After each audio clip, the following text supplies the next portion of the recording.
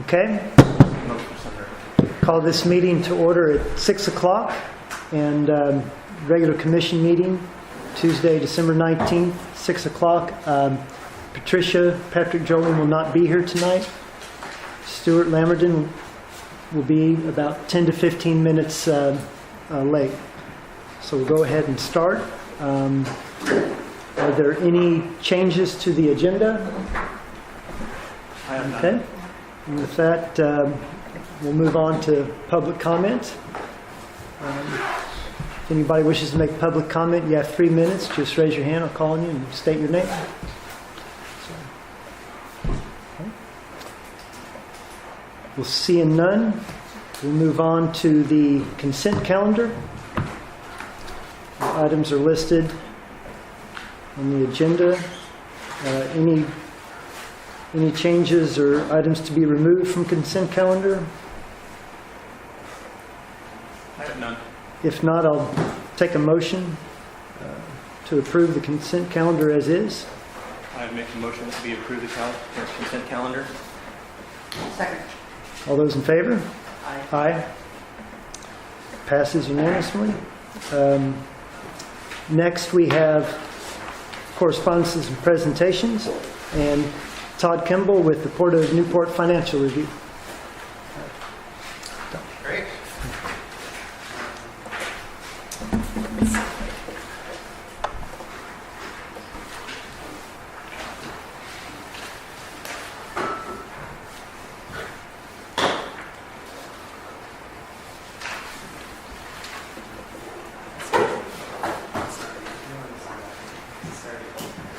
Pardon?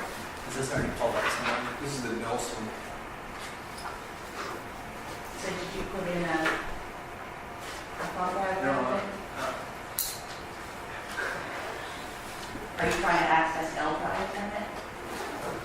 No, I was thinking you had the presentation.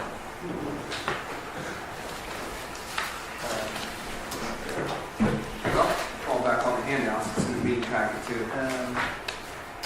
We could do that. We could also go on to other items while we maybe take a look and make sure you got a paper copy. Do we want to? I do have it. If we prefer it up there, or we can go on the handouts. I guess that's your choice. If you have it to load. I do. It'll take me probably at least 5 minutes. Okay. Well, if you want to be working on that, we can move on to another item. So, we can do that. Okay. My apologies. No problem. So,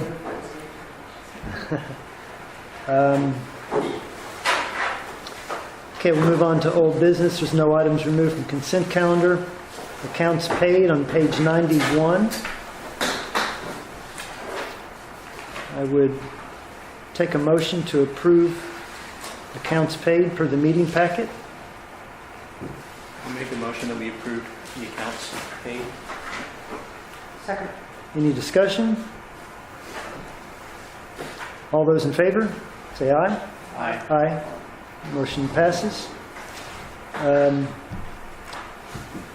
The third item under old business, commission meeting procedures. I'm not totally familiar with this, but there has been a discussion in the past about do we audio record meetings and do we allow for a phone-in, particularly if you have a commissioner who is out of town or something or cannot attend. And so with that, we would, just to clarify the commission's intent, we could have a motion to declare our intent to allow the audio recordings and the phone-in option. Any discussion or thoughts? No, I was just going to ask Aaron if we have the equipment to do the phone-in meetings. We just got the equipment's in right. So what we need to do is be able to get the line in here. And once we get that done, we're up and running. We could probably have it done by January. Even if we can't get it installed in the wall, we should be able to get a long enough cord to stretch it from the adjacent office there. So I think we should have it set up by the January meeting. So is that something that we can vote via phone? I would believe so. Are I there would, some periodical with The public meeting law does allow for phone-in, and what you just have to be able to provide to the public is a room where they can come and hear it, or if they specifically ask, you can give them the access number to it. But as long as those conditions are met, you can call in to be a participant in the meeting. Including voting. That's my only question. Okay. Well, I would take a motion for the commission to allow audio recordings of meetings and to allow phone-in participation by commissioners and members of the public.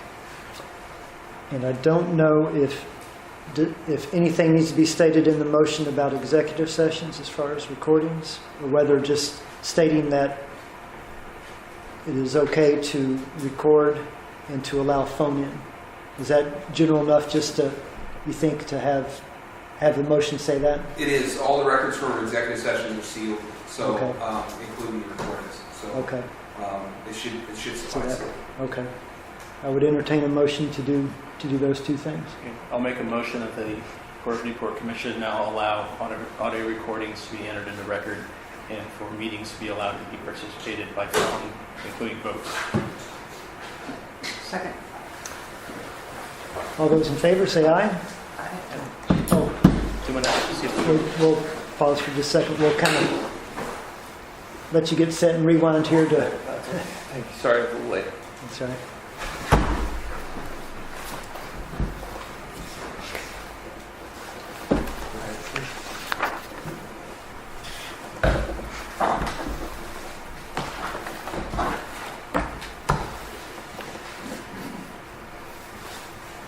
So Stuart has joined us, and so far we are now on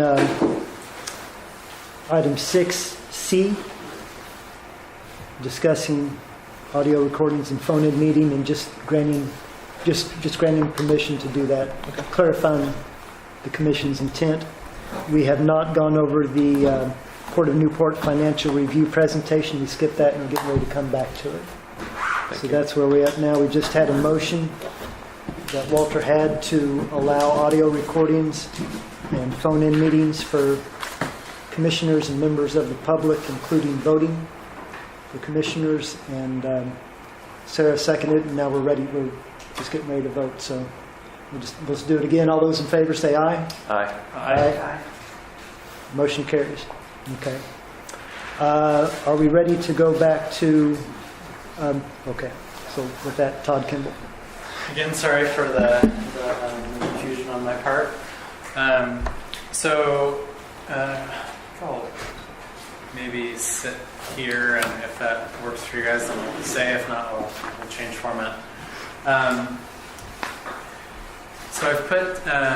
So I was hired a few months ago now to kind of serve in an interim capacity as the director of finance for the Port of Newport, at least acting in some of those capacities, not entirely. And one of the services to be provided was a financial review, which I'm going to attempt to culminate in this report tonight. I've presented, or I think you have a copy of the slides in front of you. My goal is to move through it as quickly as we can to allow discussion in and hopefully the areas in which there's the most interest. So please feel free to, I think, ask questions along the way, or stop me if I'm going too fast, or if there's any confusion, or things that I can clarify along the way. And so yeah, with that, I'll start. And I guess my only caveat is that I know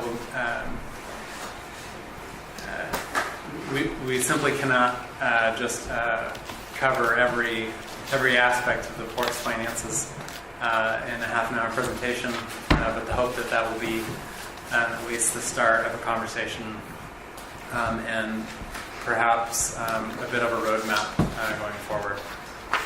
So yeah. So the agenda,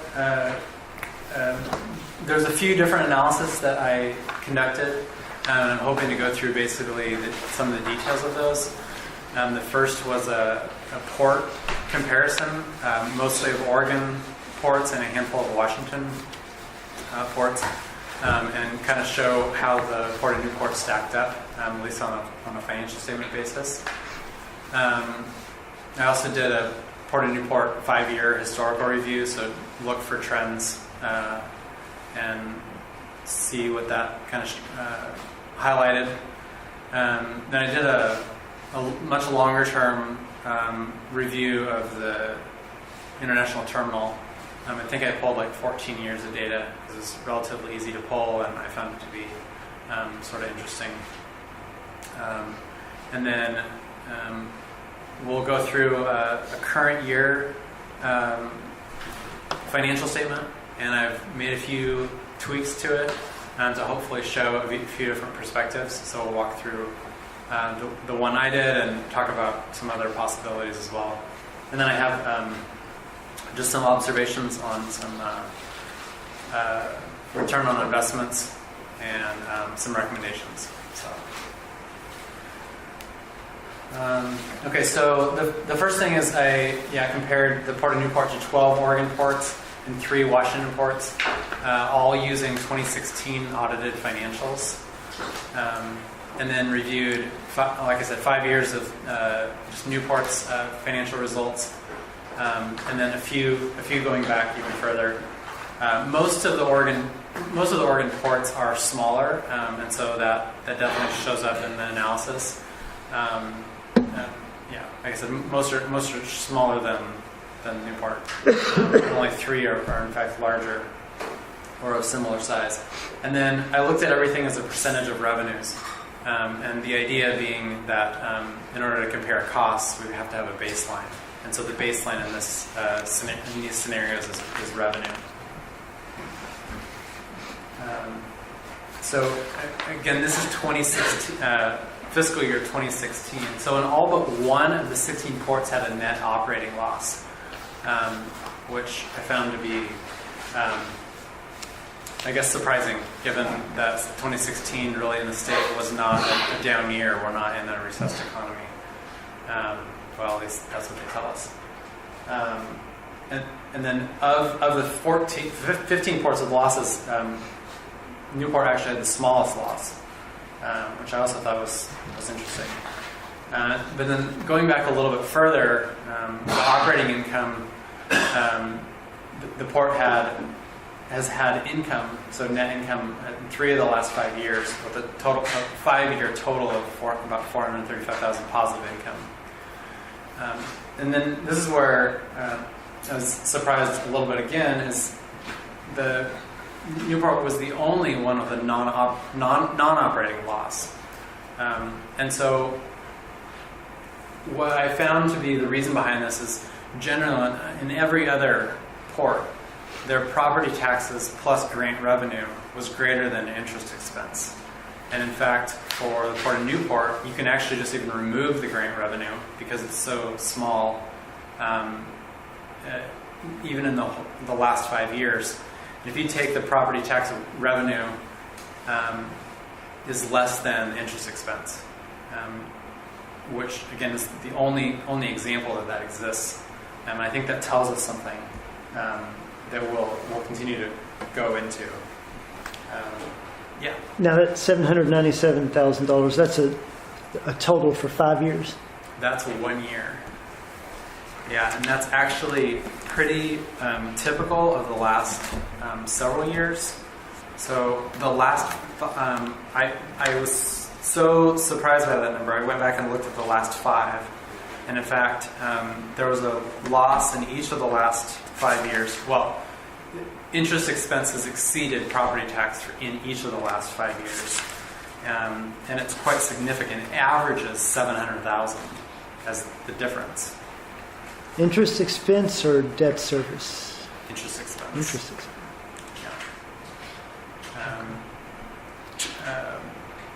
Yeah, so 2012, the difference was almost 900,000, then 600,000, and it dipped down, and I didn't have time today to research why, but it dipped down to about 144,000, then up to $1 million, and then this number, 797. And there are some obvious reasons for that with the interest expense, and we can get into that. But yeah, that's just an annual number. And then there have been non-operating losses in 4 of the last 5 years, which we will continue to discuss about why that is. Doing just some comparisons, so I found this to be an anomaly where the Port of Newport is spending almost half on personnel as the average other port. I did a little more research into this to see if it was just because the smaller ports were pushing that percentage up, and that didn't tend to be the case. The larger ports were consistent with the lower number. With the higher number. Maybe if you continue to pull in, I would expect that if you continue to pull in larger and larger ports, that this number, the average port, would come down. My guess is it's slightly overinflated, but it held true even by just looking at the larger ports as well. Interest expense, we will talk about this. Interest expense on average is 4 times that of the other ports. While property taxes is consistent across the ports, other ports. Grant income, like I mentioned, is also a factor here in the non-operating calculation. So in the last 5 years, it's definitely below average, and even the highest amount in the last 5 years was 1.25, and that was below average. If we were just to take that as the average. In the last bullet is the port's average grant income is approximately 7 times lower than comparison ports. Is there any chance that that one person's definition of a grant might be different than another's in these various different ports? That are we really comparing apples and apples here? I would be surprised if we weren't comparing apples to apples here. I don't see how this is coming from audited statements, so I don't see. Yeah, but there's a being section problem. in the audit, I'm guessing, that just says grants. Yeah. And is there a definition that's provided with that's consistent across all these ports? I can't say for certain, but having been an auditor myself for 8 years and doing a lot of government audits and nonprofit, I specialize in nonprofits. A grant is a grant. It's pretty simple to classify. So if you got a credit or a grant to cover the costs of dredging, let's say, so you would consider that a grant, even though it was, say, taken out of the Army Corps fund for dredging in harbors. I mean, I kind of find it a little strange that every single port has got that much more grant activity than us here over the course of the last. And it seems interesting. There's a few things that could be causing this. One could be possibly 2016 tended to be a heavy grant year for other ports. I mean, so when I say the 1.25 is below the average, the average is still other ports is 2016, whereas I'm comparing. So possibly there's an anomaly across the ports in 2016. Your example, I'm not sure. If the Army Corps of Engineers was just performing the service on behalf of the port, like there was no. Well, I think you have to apply for it, don't you? Well, it depends, because it's an interesting question, because we're getting that done down here in South Beach here this year. Mm-hmm. But I don't believe that that's not hitting our books anyplace that I'm aware of. Are you? So they're performing the dredging service for the port, but we're not accounting for it anyplace I'm aware of. But you still have to ask them for it or apply for it. This particular one, I don't know how it came about. I still don't know. As I understand it, they kind of took that effort on out of the kindness of their hearts, as strange as that sounds. That was the way it was explained to me. Was that they decided to go ahead and do the dredging down there in South Beach. It's a navigable channel. They seem to be doing a little bit more than what would minimally be required. And I know after having talked to them just a couple months ago, they had some excess room in their budget, and so they went ahead and did it. But yeah, we'd have to look into that more to expound on it. Maybe just keep going, but like I said, it seems like a strange number to be that far off. I don't disagree with I don't think there's that much money rolling around for ports that we've been so lopsided on it. But Yeah, I mean, the other thing, obviously, if you were to go back, I don't remember what year it was specifically, but the NOAA and the lottery funds. You know, if you were to, I mean, that was a huge grant that would totally lopsided this on the annual, because it's so much money, right? It would have smoothed it out. So, but yeah, at least in recent years, it's been. I guess my only comment to that would be, it's possible the other ports' numbers are inflated, but the numbers are, I would say, still low enough for Newport specific that it's below where it should be. I think that is a reasonable takeaway. fair enough. Thank you. Do we have information on what the types of grants are from the different ports, especially the similar sized? Not specifically. Okay. I mean, I know the only one I'm familiar with is Astoria. Mhm. I know that.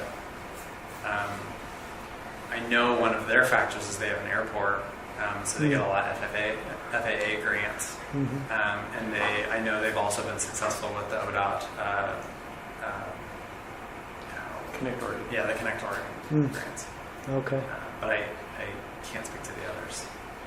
Aaron, are you familiar with any types of large grants that other ports get that, through your conversations that you've run across, that might be either it's something we wouldn't be able to because there's an airport, or we would be able to because it's similar type functions, or? I've heard of a number of them. I couldn't give you a comprehensive list right now, but I know Toledo's got a number of different ones. Of course, they've been the recipient of Connect Oregon funds too. The Newport has as well, but Connect Oregon seems to get thrown around more than anything else. There's nothing left available this year. 19 or in 18-19, it might come back around again. There's for example, like as I've been working with the Dulles Energy guys, the Department of Agriculture has a rural business development grant that's for the purposes of planning. There's a lot of grants out there. We just actually, in response to this information that we got Karen in for a grant writing course that's put on by SDAO coming up in February. So we're hoping to get more information from that and see if we can improve our performance on this particular category. Yeah, okay. Thank you. Okay, so I guess just continuing. So current assets tend to be on par. We can talk a little bit about that as well. Capital assets are much higher than comparative ports, and then conversely, long-term debt is also much higher. And this ties into interest expense as well. And we'll again continue to dive into that. Days of cash on hand is healthy. This is partly attributed to the reserves that are sitting in NOAA, but nonetheless, this is still a good number. And even if you remove NOAA, it's still very acceptable, and I think it puts the port in a good position on a day-to-day basis.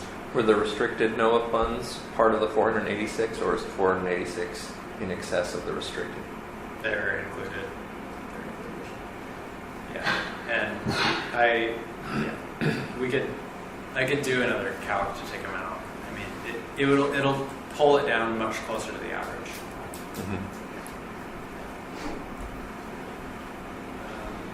Same with this. So current assets over current liabilities is also strong.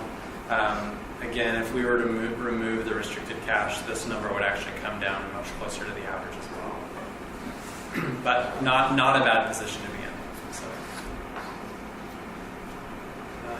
Okay, so this is really where I've spent some time, and I want to be able to explain this, and hopefully this will make sense to everybody. But basically, the Port of Newport is highly leveraged.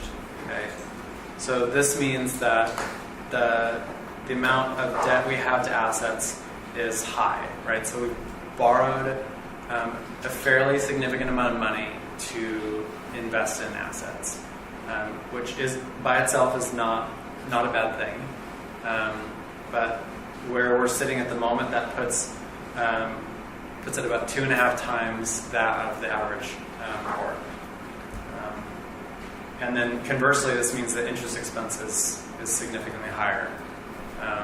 So the average port is about 7.5% of revenues, and Newport's paying 31.7% towards interest. So essentially, the way I like to put this is the Port of Newport's leveraged its assets and committed itself to being productive with those assets. So in other words, I mean, you've invested the money in assets, and now you are banking on them producing. And so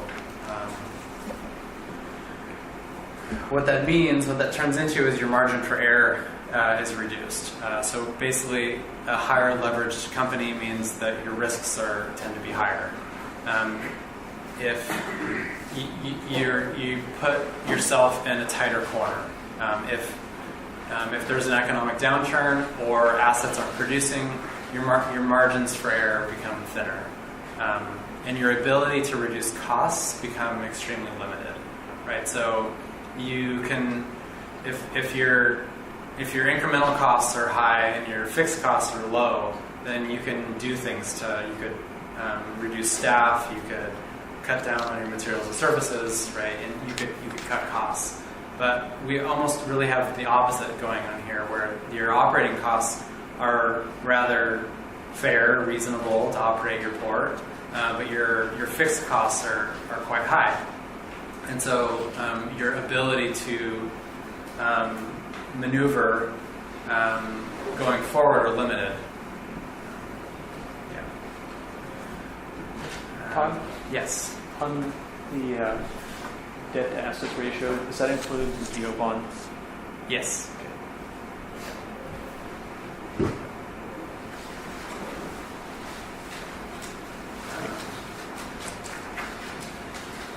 Any other questions on that? And we'll continue to sort of talk about this. Do bonds ever go over and get grants on these? Any shadowing? Well, sometimes I know the state will do forgivable debt. Actually, I think the Port of Newport's had some of that in the past. Maybe you still have some of it, but they tend to tie it with economic returns, like producing jobs and such. But the bonds, not that I know of. I mean, you'd have to refinance it, probably with the state. I don't know if the Fed's doing much for forgivable debt. So, possibly, but I'm not, off the top of my head, I'm not aware of it. And typically, the state's forgivable debt tends to be smaller. I mean, not multi-millions. We're talking about a few, like hundreds of thousands, that sort of thing. Okay, so, and again, we'll come back to some of these themes, but so then, as I mentioned, I took a review of the international terminal revenue over a long period of time, and it was quick and easy, and so it just made sense sort of to plot it over this long course.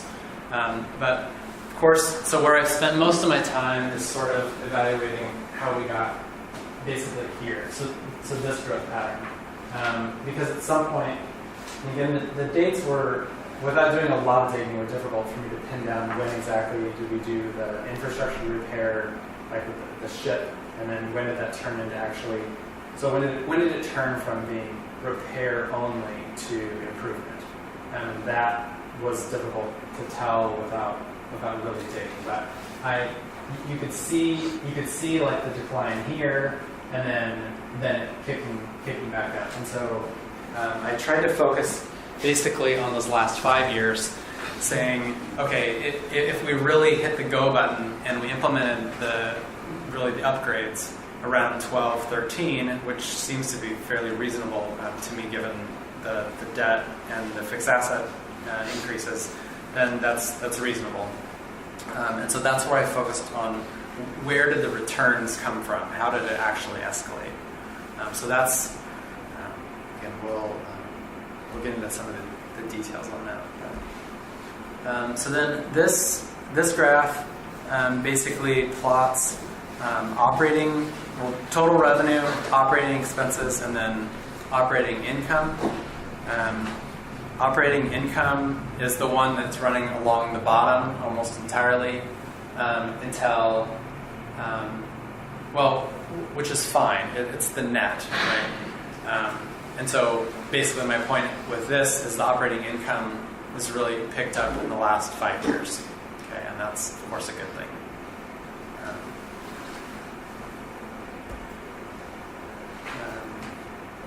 Okay, then this one is a little bit more complicated. I don't know if you had the chance to review this, but essentially the line I want to focus our attention on is sort of this little one in the middle, and this is our net income after debt service. So this line here is break even. And so after we incorporated the debt service, so there's a few things. I also incorporated the properties, the leased properties, because I didn't want that to be, I think it's at least reasonable that it's included. So I included it. This line is without the properties. But so these last ones are, like I said, with the properties. So if we include, it includes debt and the properties. So if we track that, basically it's had a small loss. Well, in some years a little larger loss. If you include debt service and leased property revenue. So what this graph tells me is we're not quite there. And we'll talk about, we'll get into more of the program by program analysis as we go. How come you only went back to 12 on the essentially the after debt services with properties? That's when I was able to pull. That's as far back as I had which property went to the NIT. In order to figure out which property went to which program, because it's all in admin right now. Mm-hmm. And so we went through an exercise, I think previously Mark and the team went through an exercise to split the leased properties by geographical area, and that analysis only went back to 12-13. So I didn't go back into QuickBooks and do more digging and pulling. What did it do prior to 12-13? And when you say the properties, the leased buildings over there. So that's Trident and what else? Foulweather. And oh yeah, that's right. What else? The storage over there. Okay. That serves that shop. Yeah. Or the refrigeration. And yeah. Fill in, Okay. So broker, boat broker. Mm-hmm.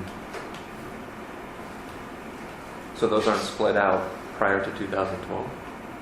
Right. We do that manually for even these numbers. They're all in the right. They're tracked on an ongoing basis right now in admin. So we went through vendor by vendor. Yeah, part of that was we did convert to QuickBooks prior to 2012. So the accounting records before 2012 are on an old DOS-based software system. I'm not sure how long ago we wired that up. Okay, that's part of it.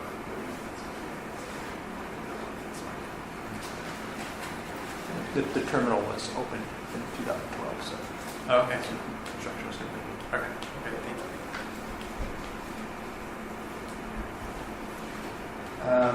Okay, then this guy.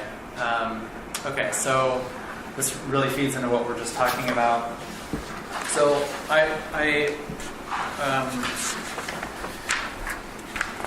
what I did is I took the current P&L, profit and loss statement by business unit that we generally are using now, and I made some adjustments to it.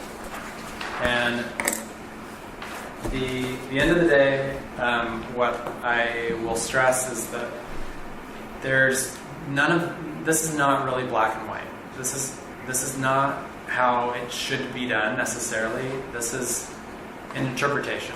This is somebody could decide, well, I want to look at it a different way, or suggest a way to look at it that I haven't presented here, and that's okay. But what I think it does is that, well, this is how I like to look at it. I'll try to explain to you why I think it makes sense, and you can disagree and we can talk about it, but this is at least providing a view that we haven't necessarily had, at least that I'm aware that you've had in the recent term. So I don't know if you've had a chance to look at it, but so let's sort of walk through the changes that I made one at a time, because I just want you to generally understand how we got here. So the first one, so this is 2016-17. So this is the most recent we have. It's of course subject. It's probably not going to tie exactly to the audit because this is not post-audit, so there could be some adjustments. So the first thing I did is what we just talked about, is reallocated the revenues, the lease revenues, out of the admin and moved it to these other properties. Right, so it comes out here, and then I allocated it over these three buckets. How did you allocate them? What was your rationale? It was geographical based. So it's where's the lease property sitting, and then that alone is something that could be discussed. Mm-hmm. Where should they go? It was strictly where's the property sitting, and there's like England Marine, right? So it's in close proximity with the commercial marina. It's maybe, so you kind of decide, well, is that part of the commercial marina? You say, well, sort of not. But we have to find ways to identify where we want to put it. One of the things I mentioned in the last commission meeting is that I find it helpful because it's easy to picture buildings in certain locations. And so when I think of financial, I like to group things in the way my mind works. So I think of what is actually in a physical location, and that's easy for me to picture a set of financials. That's my reason. And that could be different. The next thing I did is moved the debt service. So this is the revenue. The property bond levy proceeds and the associated debt service out of the bond fund, the bond fund into the international terminal. And the reason I did that is because it is associated with that terminal. And so I think it's helpful for us to see it together. So that's the next change I made. And then in this blue line, now again, you could, this is where we can start debating what these numbers should be, and that's fine. We can change these, but the idea should remain the same. So I took out current year capital expenditures and reinserted it with a number that is, the hope is that it represents a capital reserve. So what should we be setting aside on an annual basis to pay for infrastructure? And the idea here is that it doesn't matter what we spend year to year. What matters, because that all fluctuates with timing, the idea is what should we be setting aside to pay for larger ongoing projects. We can't fix all the docks all at once with operations. So we have to be setting aside money for the long term, or be setting to be doing this. So I pulled these numbers using a capital projects list, and then I annualized it over 20 years.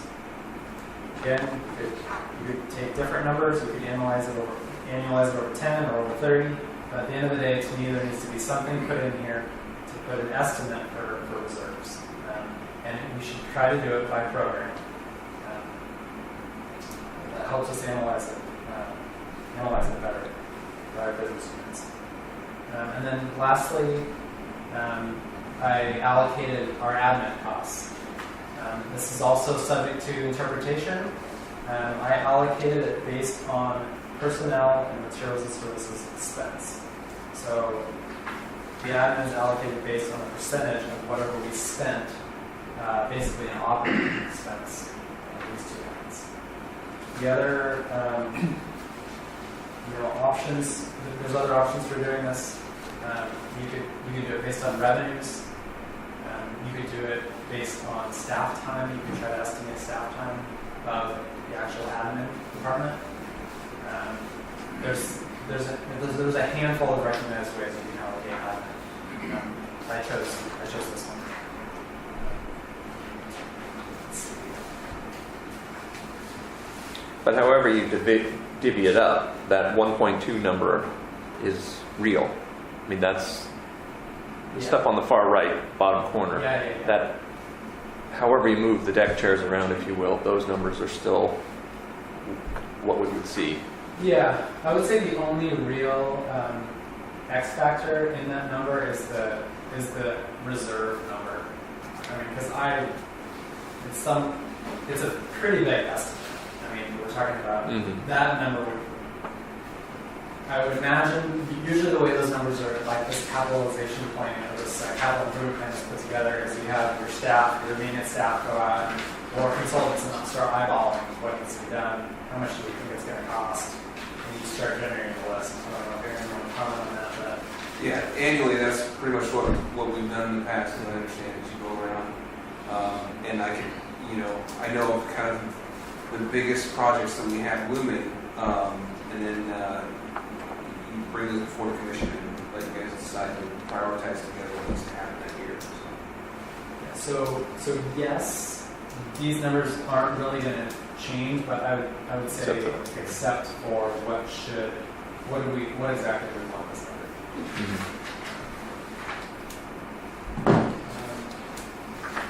Okay, so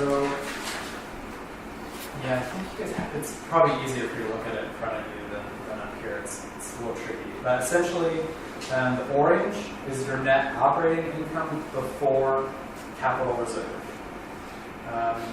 And our best performers are South Beach and the commercial marina. And the reason for that generally is we have financed improvements in those categories, at least not heavily. Conversely, the poorest performing is net operating income before capital reserve is the terminal and NOAA. And the reason for this,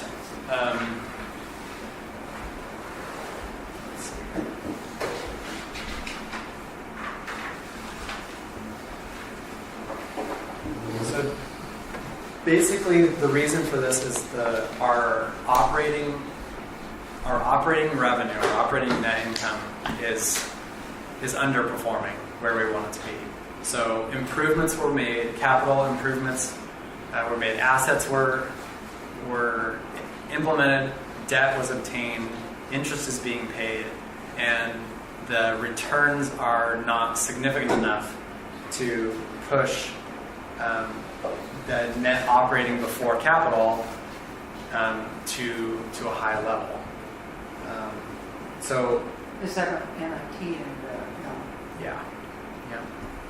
And so what happens is, after you apply capital, then the scenario sort of flips, which you'd expect. So you'd say, well, after you have to account for what needs to be done on the capital side, well, now the improvements have already been made to the terminal and to NOAA, and so they don't look so bad anymore. But South Beach and the commercial marina require a lot of attention, and so that pushes. Basically, we're shoving deferred maintenance all in those columns, and that pushes their profitability back down. So it's sort of interesting. I don't know how. I wouldn't say that's extremely helpful for planning, but it sort of paints a picture for where things are at and why they look the way they do. But according to your numbers here, South Beach, even after your estimate for capital investment, is still fairly It is. in the black. It is. Yeah. So, okay. Yep.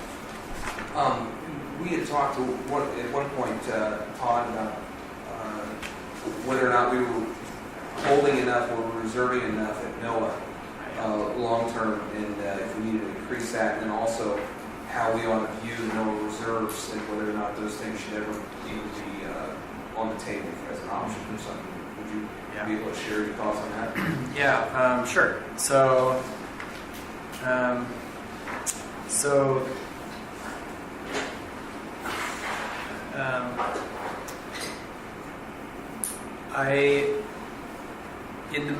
what I believe is the most recent 20-year capital projects assessment report done on NOAA,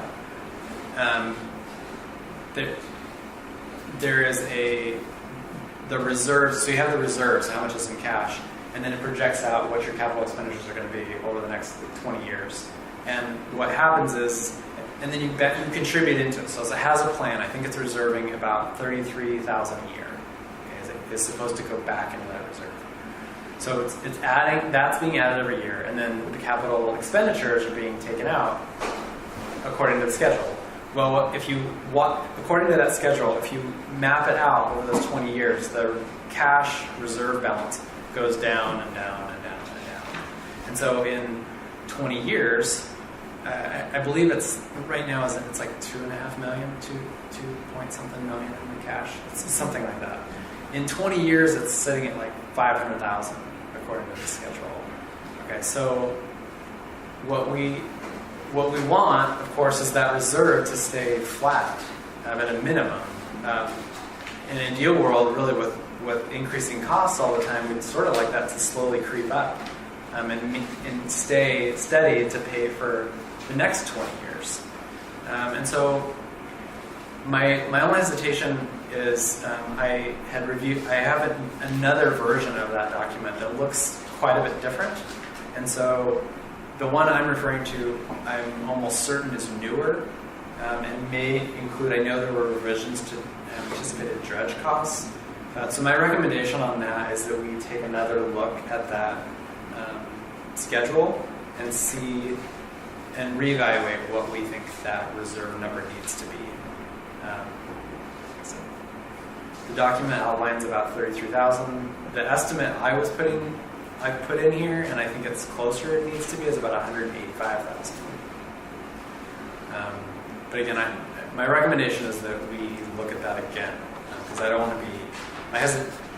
My concern would be I'm using inaccurate report or something, so I think that should just be firmed up. The idea about using reserves. Well, that explanation didn't answer that question. I mean, you shouldn't be, right? I mean, it's intended to be used for NOAA. Well, I don't think legally we can. I mean, when you talked about cash on hand, it really isn't. We can't use that to fix the North Commercial. Yeah, so the only scenario I can think of, and I think I talked to Aaron about, that I could fathom is a very short-term known reason to borrow from it.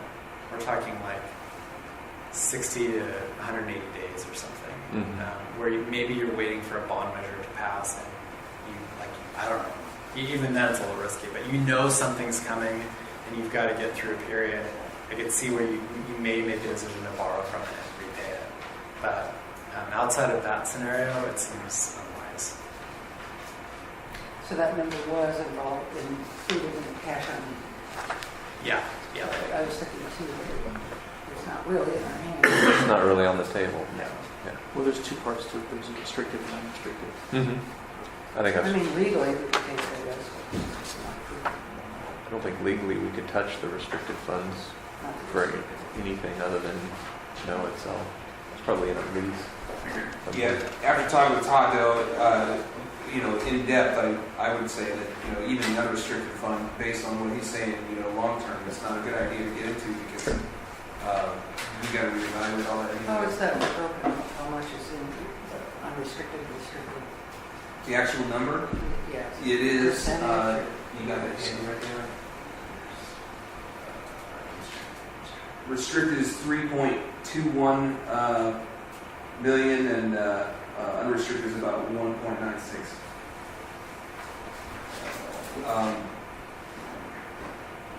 So, and another interesting figure, I don't know, it seemed like it was in your presentation someplace where you're talking about at the international terminal, 1% return. Okay.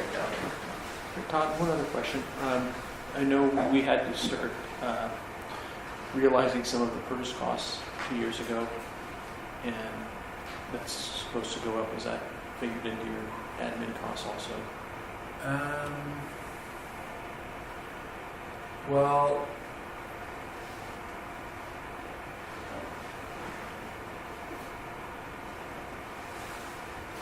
I don't think they're going to be in the number in that chart in the 2016-17.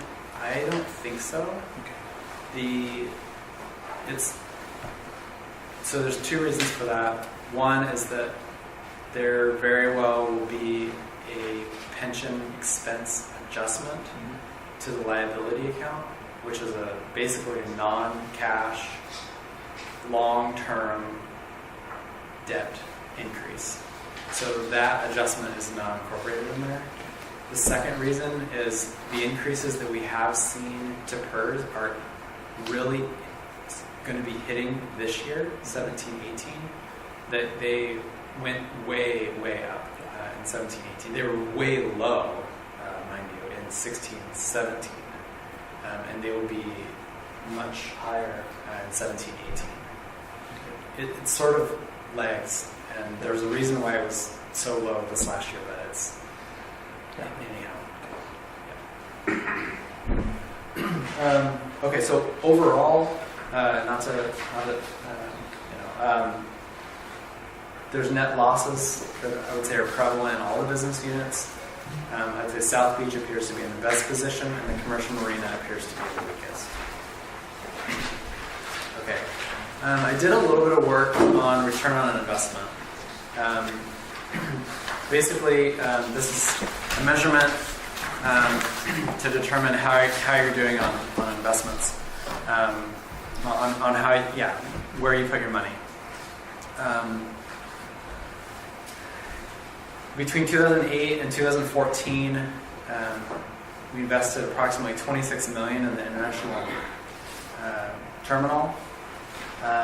Net operating income increased from $11,000 in fiscal year 13 to about $287,000 in fiscal year 17. So that's good. Unfortunately, like I said, we put in $26 million. So that results in a net return on invested capital of about 1%. And then the next step of that is comparing that to the port's weighted average cost of capital. So the way I sort of summarize this is that the port is spending about 4% interest and received approximately 1% increase in profits. The poor return, this return is actually not being fully borne by the port, since about $15 million is being funded by taxpayers, by the bond. The property taxes are providing an additional $980,000 annually to the terminal. The comment I wanted to make is that the number I used to calculate the weighted average cost of capital is only interest, whereas it could be argued that the port's weighted average cost of capital should include a portion of quote-unquote free taxpayer funds. That is, the port benefits from the taxpayers paying it, and they don't actually pay that capital. However, and if this was done, the weighted average cost of capital, I was estimating it would be closer to 2.3%. However, I tend to believe that the use of taxpayer funds, and I would imagine you would all agree, is not free, and we should view it as such. So, any questions on this?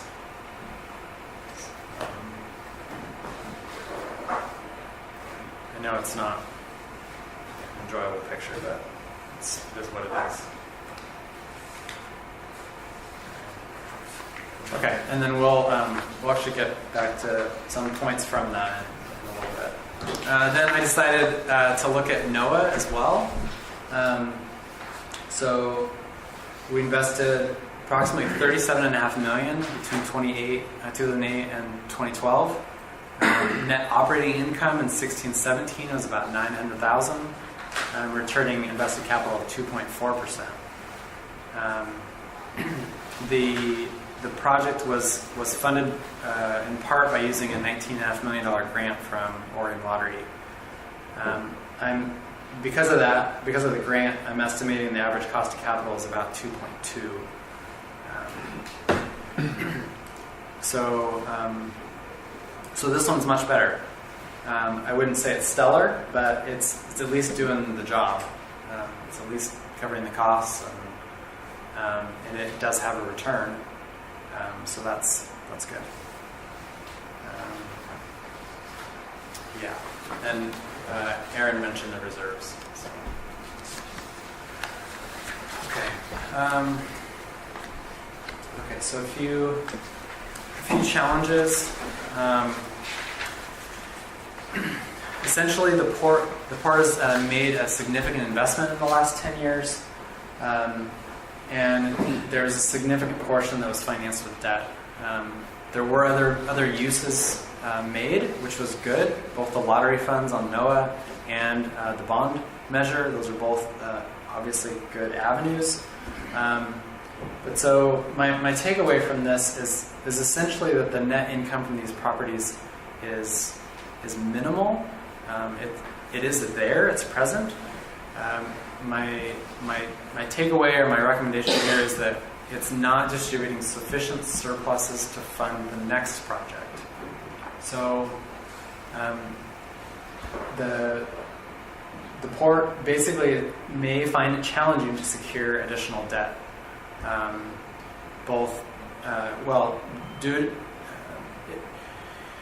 The state is willing to loan money to a pretty high level of debt to asset ratio, even to high leveraged ports, and so I wouldn't say it's beyond the realm of possibilities by any means, but it could be a challenge. And then local taxpayers are obviously putting in for the terminal, and so it's not as likely to continue to go back to the taxpayers for the next project. And so I look at it and say, basically you went to the taxpayers, and what you really hope out of that is that their investment will then lead to income that can pay for the next project. And that's what I mean by the next project, is you're kicking off income, right? So you've borrowed basically from the taxpayers to fund a project that you're hoping will make money to pay for the commercial marina repair. And then that produces income. And then you take that money and you go and you invest it in the next thing, or South Beach, or whatever it is.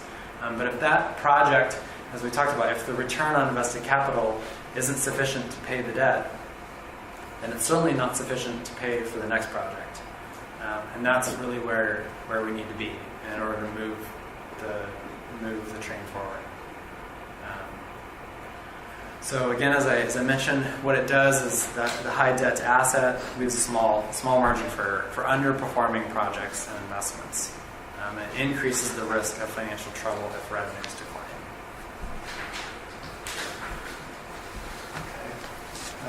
Obviously, a challenge, and this is nothing new, is just deteriorating infrastructure. This is, I know, very common along. It's just a prevalent issue along the coast. Doesn't make it good or doesn't help with the situation, but it is common. My comment here is deteriorating infrastructure often leads to reactionary and emergency-based spending rather than careful long-term planning. And I'm sure in your guys' tenure already, you know that is the case. It's hard to plan for the future and build reserves when when your current capital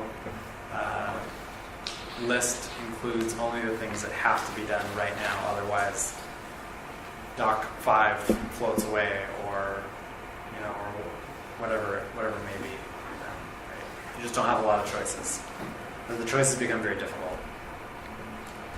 I think some strengths. You do have sufficient cash to operate without a line of credit, and that is a position not all ports can say. So I think that's a good thing. The current ratio is healthy, so that at least means you're in a good position to meet current demands. I think you have low operational costs, and my comment here is that the hope is that if and when you do realize greater revenues, it should fall to the bottom line faster. You should see net income fall. What I mean is it should go up because you already have your high fixed costs. So if you're able to increase revenues, a lot of it should fall to actual net income.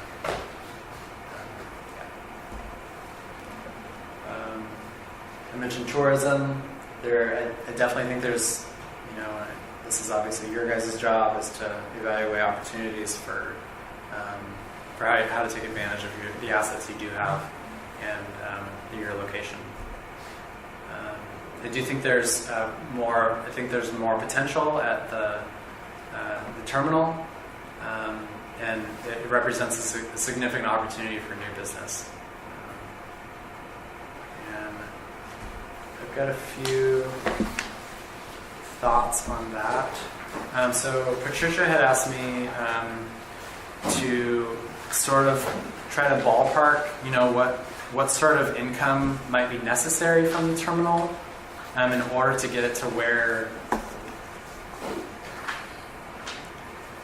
I guess, where you want it to be. I mean, the way in which you define this, how you want this to be viewed is, I think, is really subject to interpretation. You could say, well, we want it to break even. You could say we want it to make X, like a certain return on investment percentage. You could say, there's a lot of scenarios in which you can calculate this. I came up with a couple, and I'm happy to send this out because I don't have that in the slides. But my original, so one thought is you'd like it to be able to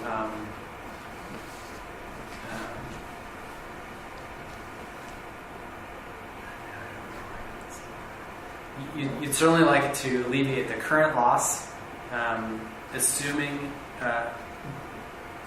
incorporating capital reserves, and you'd like it to be able to effectively leverage your taxpayer return. I added back the amount that it's currently paying on debt service, on principal.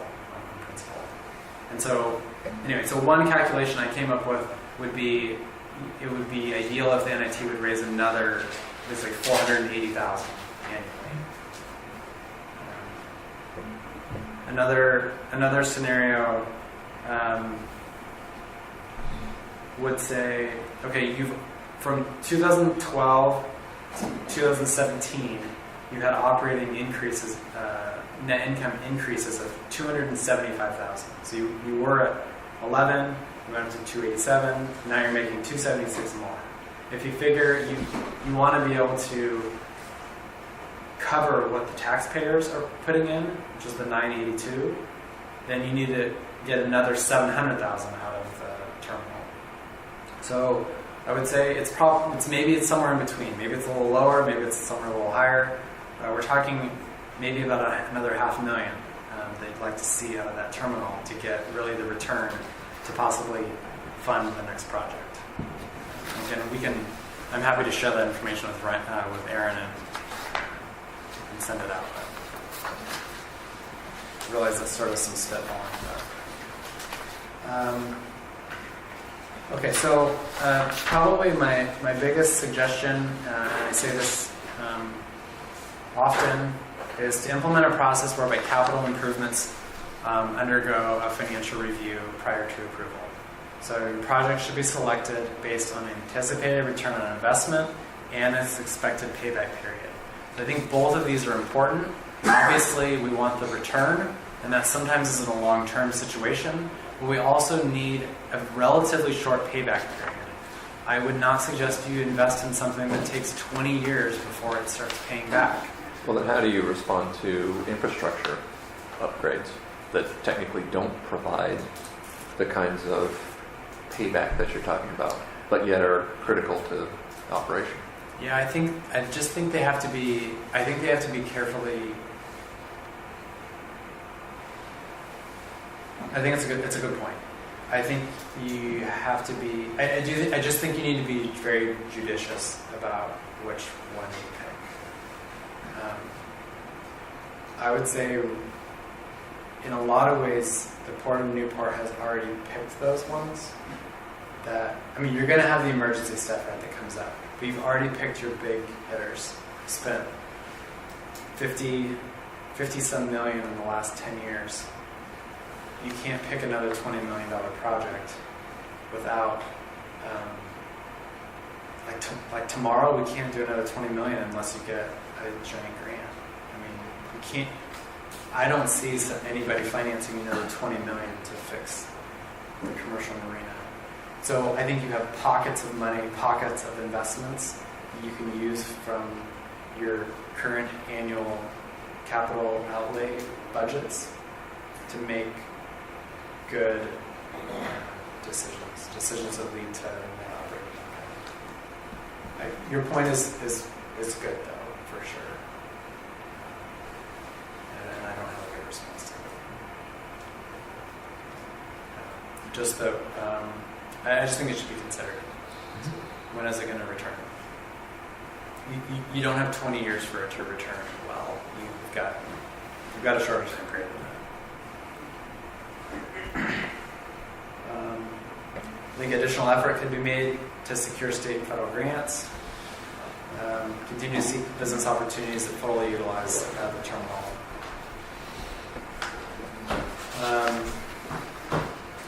So where I think a lot of the responsibility falls on the commission and on staff. Management evaluating opportunities to expand services, raise rates, potentially add tariffs. Consideration should be given or analyzed along the coast to determine are the rates that we're currently charging reasonable. A discussion I had with Aaron today revolves around when's the last time we've evaluated how much it costs for us to perform every service over there on the marina. And do we know we're making money? Every time we run the forklifts, we're making money. Every time we do whatever, how much time does it cost and are we making money on it? I think those things could be analyzed and determine whether your rates are reasonable in that way as well. Continue efforts as hard as it may be to set aside cash reserves. I do know that you're doing that. Again, this is hard. The idea, I think the hope, is that those reserves will then be able to be used as match funds.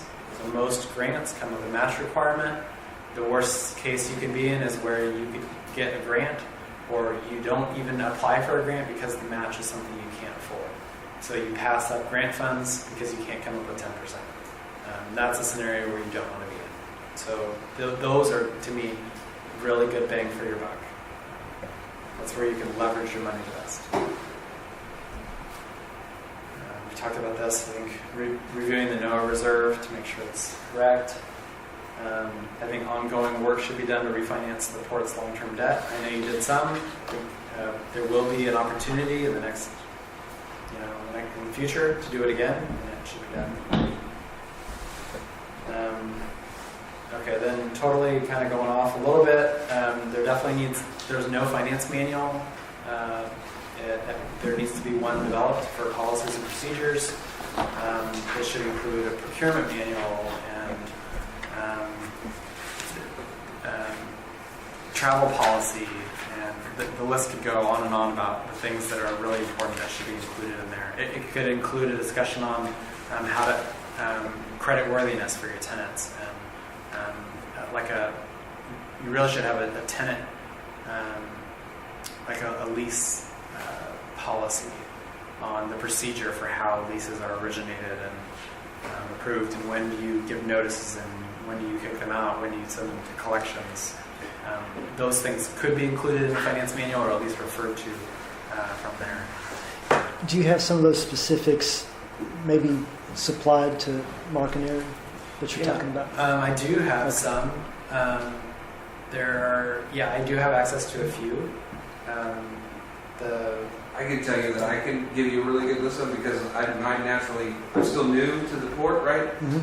I'm accustomed to go and find a manual if I don't have an answer, and the number of times that I have not been able to find a manual since I've been here is, so I know exactly what manuals are missing. Okay. And there's a lot. There's a lot of standard policy. We need to get out of resolution land and into some policy that's a little bit easier to keep up to date and manage. Mhm. I would consider allocating admin costs ongoing to the business units.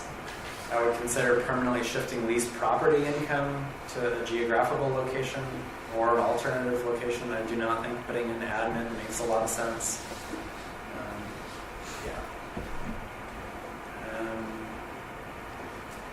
We have already made progress here, but I think there's work to be done on modifying these existing service ticket revenue processes, not only to facilitate a proper month-end close, but also reduce redundancies, I think, in the office and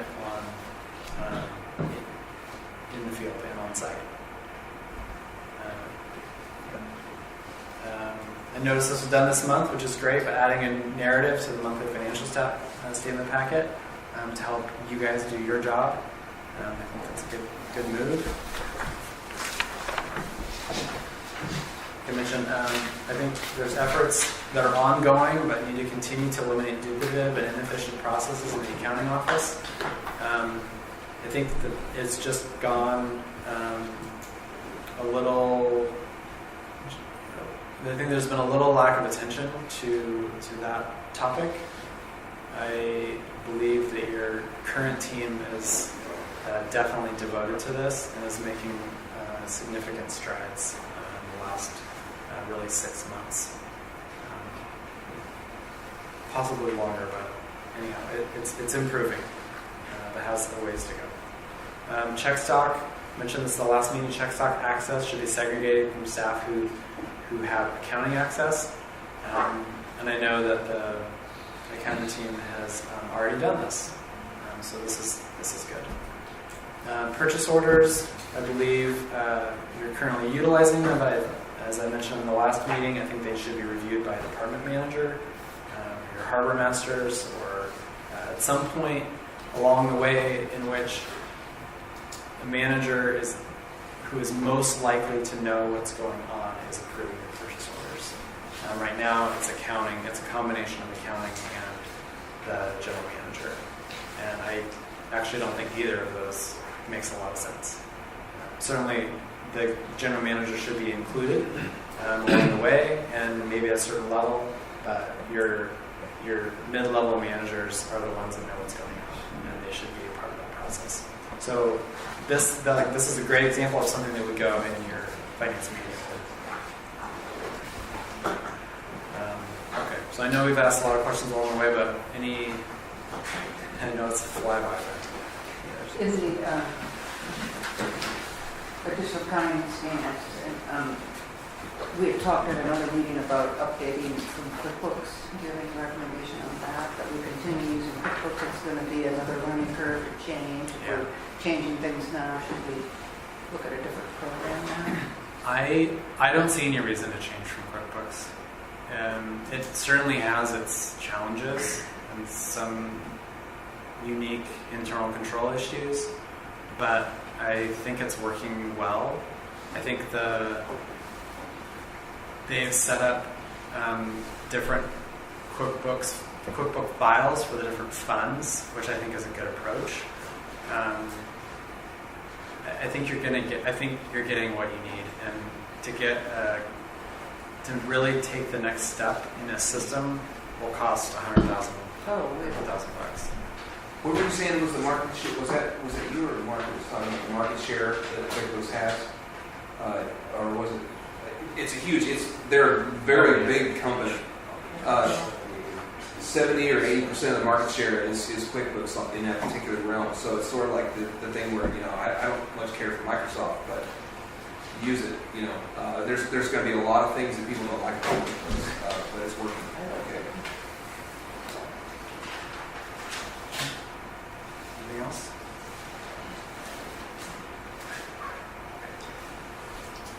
Thank you for the report. I like the way you structured the profit and loss statement and spread the properties and the admin, allocated it. I appreciate it. I think there's a lot of good things in here. We're probably not ready for action items tonight, but certainly could use this in the future. And I appreciate it. Thank you. Thank you.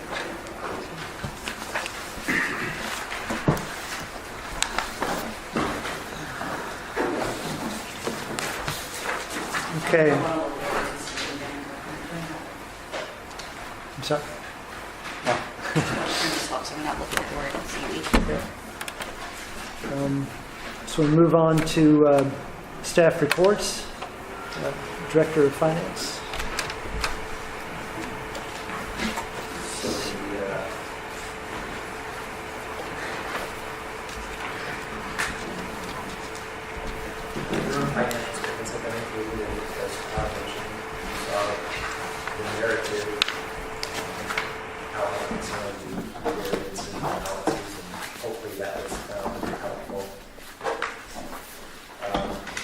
Grimstad and Associates conducted their audit field work during the first week of December. They plan to have a draft of the audit report sometime in the first part of January, and a final report mid-January. That's going to be contingent on completing a portion of the audit called the MD&A, Management's Discussion and Analysis.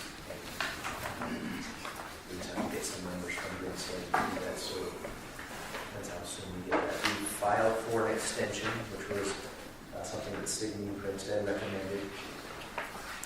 That extension request was through February 28th. But I haven't heard back yet on the acceptance of that. Bill Hewitt's RV Park occupancy report is also submitted. Revenues continue to increase over the prior year. That's my report. Okay. Thank you, Mark. Okay, Director of Operations. Let me just grab it real quick here.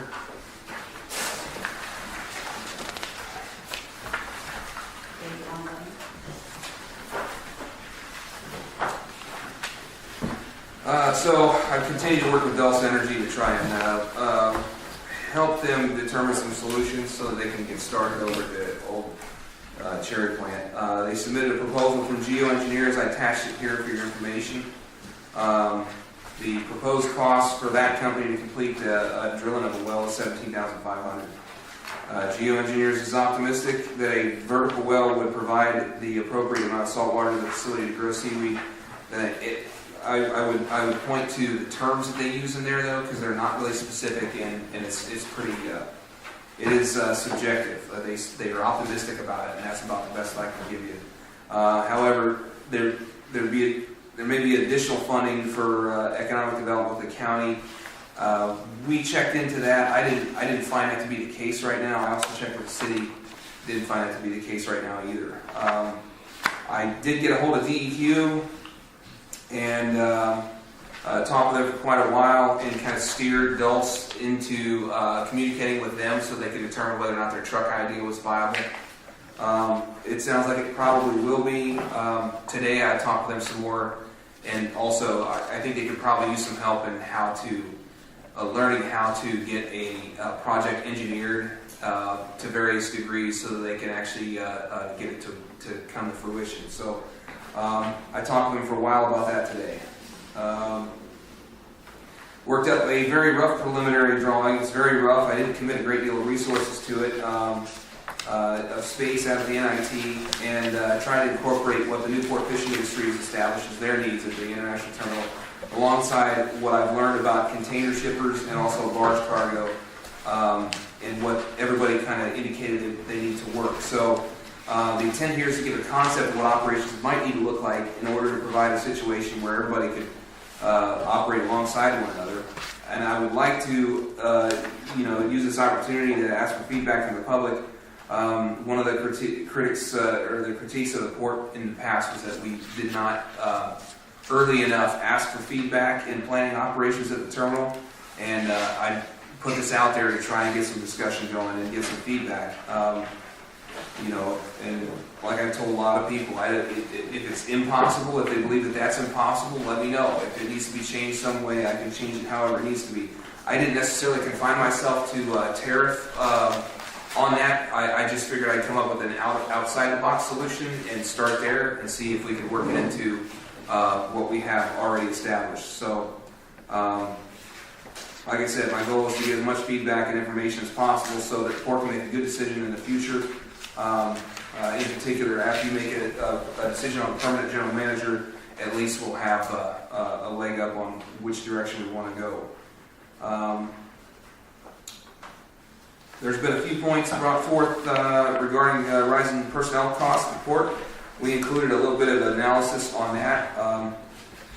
You can read that at your convenience. It was prepared by staff and also CFO selections.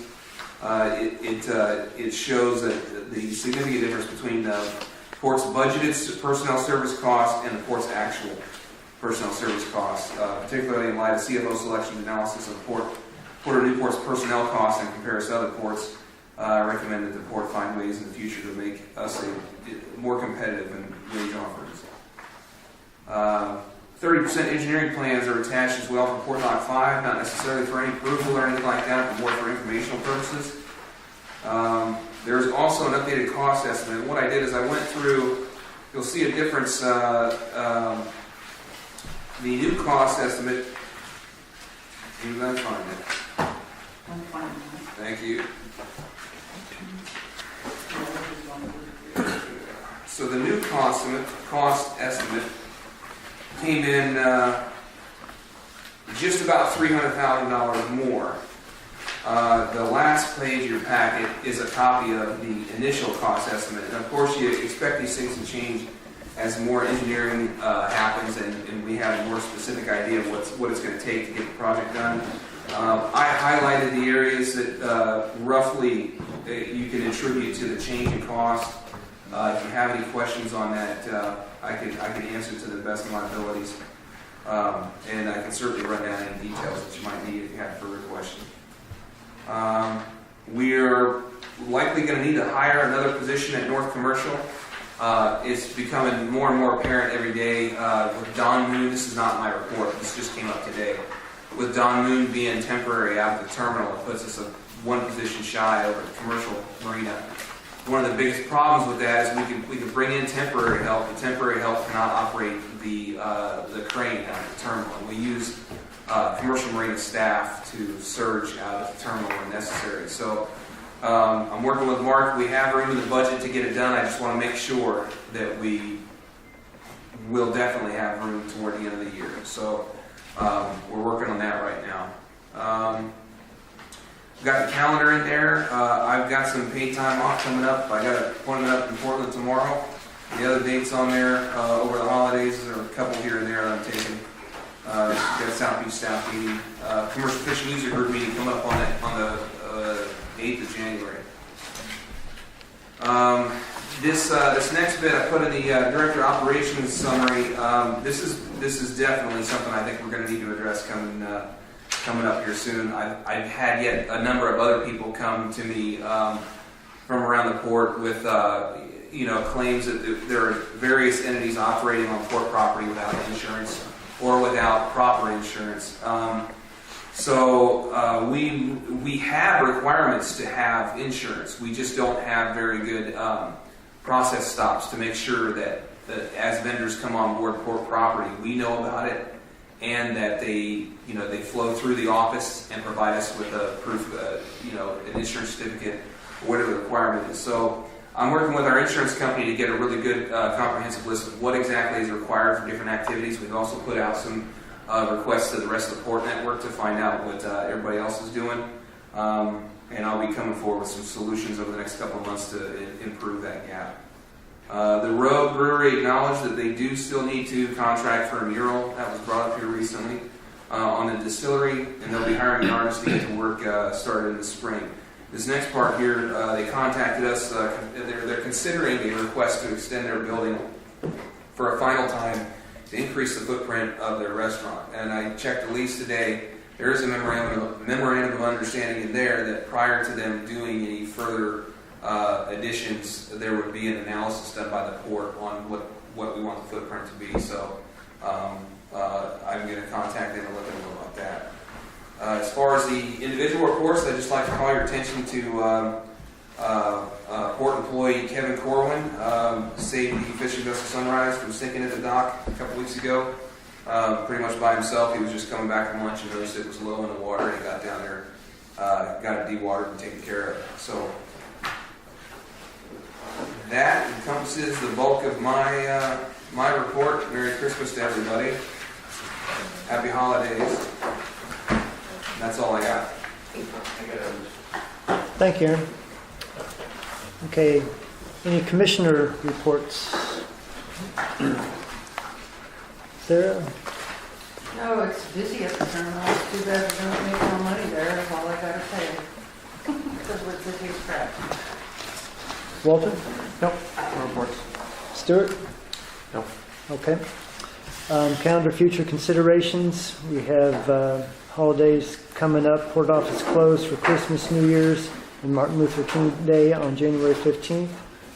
January 6th, resolution run. January 23rd, regular commission meeting. February 19th, President's Day. Port office closed. February 22nd through 25th, Newport Seafood and Wine Festival. February 27th, regular commission meeting. And now, Just real yes, quick. sure. Aaron, where do we stand with the discussion on the NOAA boat, them tying up other boats? I know we were back and forth on it.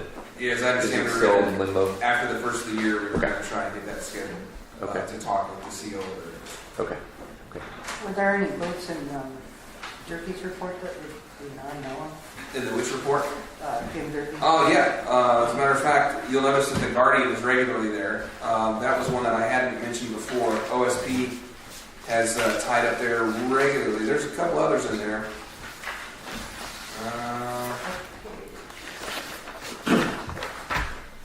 113. But he has some listed there. I didn't know that. The Oscar Dyson Rainier, Fairweather, OSP Guardian. Yeah.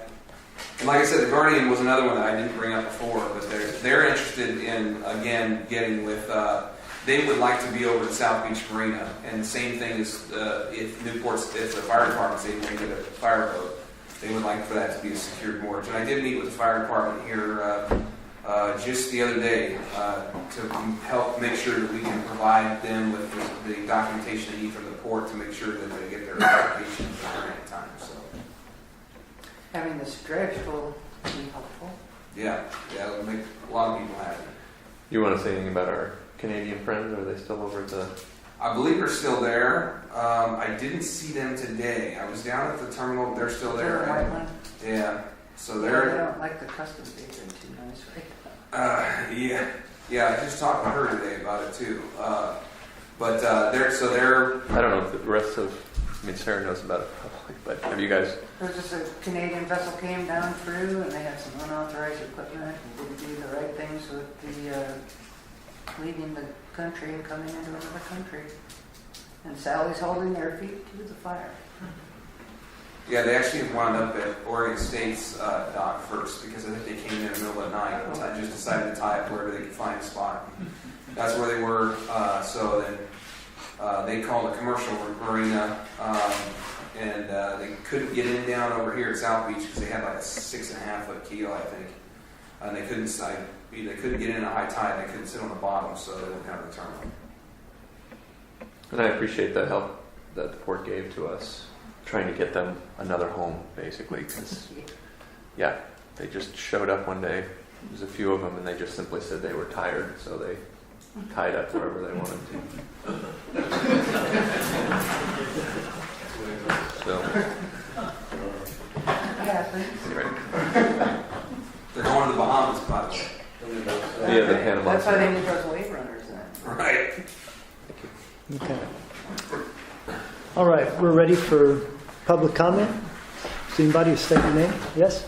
I'm Dean Marco. This last sheet that you mentioned, Aaron, Yeah. that the cost of 1.8 million, was that for Port Dock 5? That's for the Port Dock 5 pier approach that we're It getting. just appeared, and you said it's going to increase by 300,000? That's right. The most recent estimate is, I think, 2.1 something million for the overall project. For that, the way it's engineered now, and that's just the approach, right? That's right. Well, it goes all the way down to the floating dock, right? Is what we're It talking includes about. a ramp going down It to, includes a ramp going down. right. And And it doesn't include any work on the water. there is one, so we've been, I believe we ended up settling on go ahead and replacing that float at the bottom. So just there's a, it's not really more of a pentagon shape kind of float right there at the head of the dock. And they had done some work, I think about 10 years ago, to get it to float a little bit straighter, and they're going to replace that too. So, but it's going to be an open grading. And have you looked at how that's being funded? Is that something that's still in the works? So the next year, the final engineering still has to be done, and then the plan was the year after that the construction would take place. So that would the funding for that would occur in that budget year. And this does not include engineering, or does? That it does include engineering costs, I believe. It itemizes on the, I believe it's in there. Nearly positive. Let me just double check real quick. Is that brought in from a separate page, indirect costs? Yes, that does include that. But- And then, of course, you'll notice that they dropped the contingency by 25% too. So, whereas the other estimate is lower, it has a higher contingency, and then this estimate is higher with a lower contingency. But this has been part of our capital improvement plan. Phase this in, the engineering, then focus on the actual construction over the course of a few years. Okay. Anybody else? Okay. All right. So, item 11, executive session.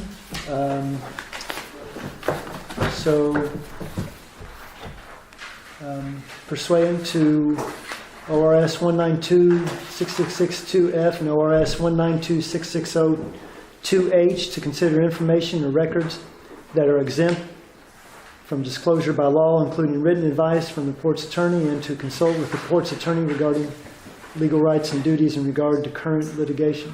Wait.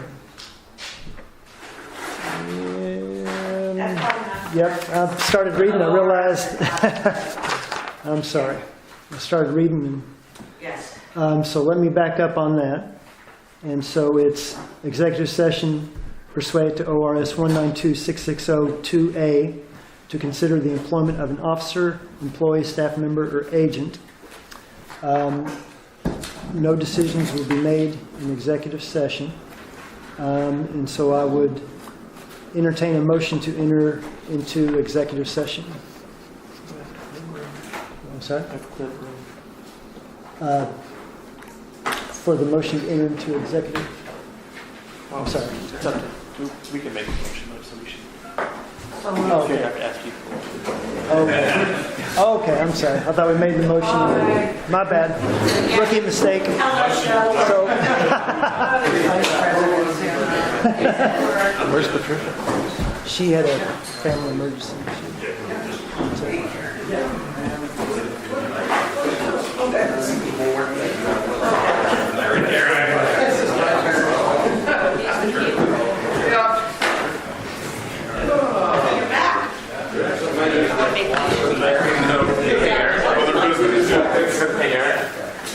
Wanted to show you something. Oh, we talked about it in the bathroom.